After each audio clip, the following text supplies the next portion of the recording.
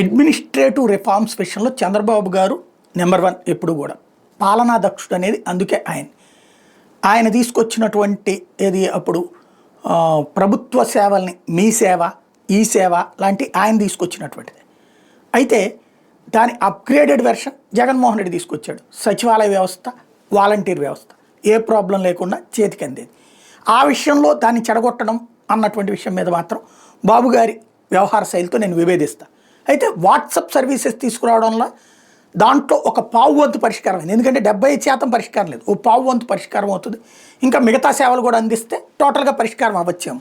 అది మంచి పరిణామం. అయితే అది టెక్నికల్గా యూజ్ చేసినందుకు ఆ విషయంలో అభినందించాలి చంద్రబాబు.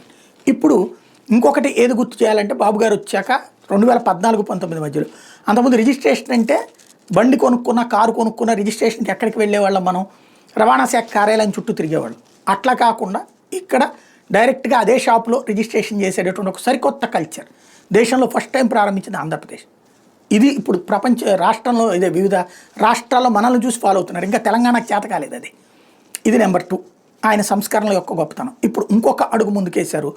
కొన్న వెంటనే ఆస్తి పన్ను కూడా మార్పు. సాధారణంగా మనం ఒక ఆస్తి ఒక ఆయన దగ్గర నుంచి కొనుక్కుంటే ఆ కొన్న తర్వాత ఆ కాగితం పట్టుకుపోయి మనం ఆ మున్సిపల్ కార్యాలయం చుట్టూ తిరిగి ఆ తర్వాత వాళ్ళ అప్లికేషన్స్ వాళ్ళకి ఇచ్చే లంచాలు పూర్తయ్యాక మనకి మన పేరుకి ట్రాన్స్ఫర్ అవుతుంది. ఆ ఆస్తి పన్ను తీసుకెళ్ళి మనం ఎలక్ట్రిసిటీ డిపార్ట్మెంట్లో కట్టి తర్వాత కరెంటు కూడా మీటర్ మన పేరు మీదకి మార్చుకోవాలి, కుళాయి అయినా ఇవన్నీ కూడా. ఇప్పుడు ఇది ఆటోమేటిక్ మ్యూటేషన్ జరిగేటట్టు ఒక చక్కటి ఆలోచన చేశారు. ఈ విషయంలో అభినందించాలి. పట్టణాలు నగరాల్లో రిజిస్ట్రేషన్ జరిగిన వెంటనే కొనుగోలుదారుల పేరుతో ఆస్తి పన్ను వివరాల మార్పు ఆటోమేటేషన్ జరిగే విధానాన్ని విజయవాడ మున్సిపల్ కార్పొరేషన్ పరిధిలో ప్రభుత్వం ప్రయోగాత్మకంగా ప్రవేశపెట్టింది. ఈ ప్రక్రియలో ఎదురయ్యే సాంకేతిక సమస్యలు స్పందనను పరిగణలోకి తీసుకుని మార్పు చేర్పులతో మిగిలిన కార్పొరేషన్ మున్సిపాలిటీ పరిధిలో క్రమంగా విస్తరించాలని భావిస్తోంది. వ్యవసాయ భూముల విషయంలో ఇప్పటికే అమల్లో ఉన్న విధానాన్ని పట్టణాలు నగరాల్లో ఆస్తుల కొనుగోలుకు అమలు చేసే విషయం మీద కొద్ది కాలం నుంచి కసరత్తు జరుగుతుంది. ఈ క్రమంలో విజయవాడ మున్సిపల్ కార్పొరేషన్ పరిధిలో అసెస్మెంట్ నెంబర్ల మీద ప్రాపర్టీ ట్యాక్స్ చెల్లింపు జరిగే ఆస్తుల క్రయ విక్రయాలకు మాత్రమే ఆటోమేటేషన్ విధానాన్ని అమలు చేసేలా చర్యలు తీసుకున్నారు.